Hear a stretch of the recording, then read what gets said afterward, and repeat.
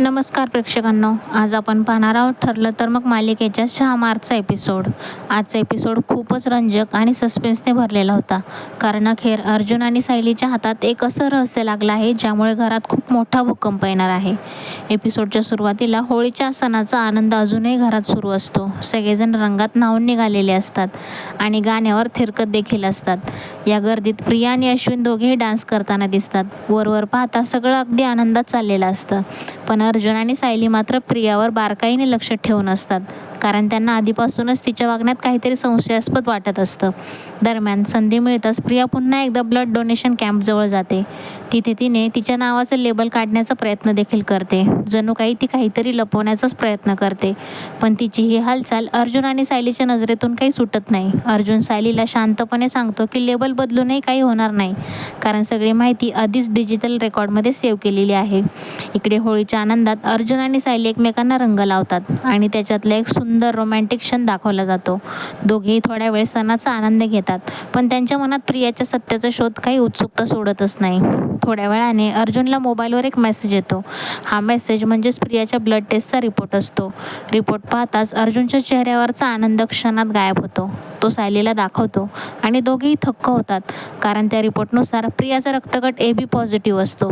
सायलीला लगेच आठवतं की प्रतिमाचा रक्तगट O निगेटिव्ह आहे, त्यामुळे दोघेही गोंधळून जातात. अर्जुन सांगतो की आई आणि मुलाचं रक्तगट वेगळं असूच शकत नाही, पण तरीही काही नियम असतात, त्यामुळे त्यांना काही खात्री करून घ्यायची असते. या सगळ्या गोंधळात ते दोघं घरच्यांना काही न सांगता डॉक्टरांकडे जाण्याचा निर्णय देखील घेतात. घरात मात्र ते बाहेर जाण्यासाठी एक बहाणा करतात. अर्जुन मजेत सांगतो की तो सायलीला रोमॅन्टिक ड्राईव्हवर घेऊन जात आहे. घरातले सगळे त्यावर हसतात, पण प्रियाला मात्र थोडा संशय येतो. दरम्यान घरात दुसरीकडे काही वेगळाच प्रसंग घडत असतात. प्रिया सगळ्यांशी खूप गोड बोलत असते आणि घरातल्या मोठ्यांसाठी गरम पाण्याचीच व्यवस्था देखील करते. तिचं हे अचानक बदललेलं वागणं पाहून काहींना तर आश्चर्य वाटतं, तर काहींना संशय देखील येतो. पण खरी धक्कादायक गोष्ट डॉक्टरांच्या क्लिनिकमध्येच घडते. अर्जुन आणि सायली डॉक्टरांना सगळे रिपोर्ट दाखवतात आणि परिस्थिती समजावून सांगतात. डॉक्टर रिपोर्ट नीट तपासून सांगतात की या 3 रक्तगटांच्या आधारावर एक गोष्ट आहे, ती म्हणजे आईचा रक्तगट O पॉझिटिव्ह आणि वडिलांचा रक्तगट A असेल, तर मुलीच्या रक्तात AB पॉझिटिव्ह असणं हे वैद्यकीयदृष्ट्या शक्यच नाही आहे. डॉक्टरांचे हे वाक्य ऐकताच अर्जुन आणि सायली पूर्णपणे हादरून जातात, कारण याचा अर्थ अगदी स्पष्ट असतो. प्रिया ही त्या घरची खरी मुलगी असूच शकत नाही. सायली हळू आवाजात म्हणते की म्हणजेच प्रिया खोटी तन्वी आहे. अर्जुनचा राग मात्र अनावर होतो. त्याला आठवतं की प्रियाने घरात येऊन किती वेळा सगळ्यांना फसवलं आहे आणि त्यांच्या भावना वापरल्या देखील आहेत. अर्जुन संतापून म्हणतो की आता खूप झालं. तो लगेच घरी जाऊन प्रियाच्या सगळ्यांसमोर पर्दाफाश करणार असं देखील ठरवतो आणि गरज पडली तर पोलिसात देखील तक्रार करणार आहे असं तो म्हणतो.